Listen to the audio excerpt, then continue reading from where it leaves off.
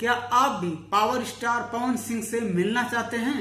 तो चलिए मैं आपको बता दूं कि पावर स्टार आने वाले हैं और पावर स्टार खुद आप सभी को बताएंगे कि कहां पर आ रहे हैं आप सभी से मिलने। नमस्ते, प्रणाम।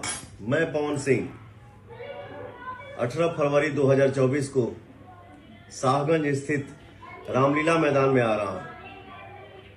तो आप सबसे निवेदन है कि बड़ी से बड़ी संख्या में आप सब भी आइए और शाहगंज महोत्सव को सफल बनाइए।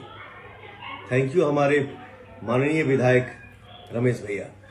आइए और शाहगंज महोत्सव को सफल बनाइए। थैंक यू हमारे माननीय विधायक। आपको पता चल गया होगा कि पावर स्टार पवन सिंह शाहगंज रामलीला मैदान में 18 फरवरी को आ रहे हैं शाहगंज महोत्सव में। अगर आप भी पावर स्टार के हार्ड डाई फैन हैं तो आप मिल सकते हैं शाहगंज महोत्सव में।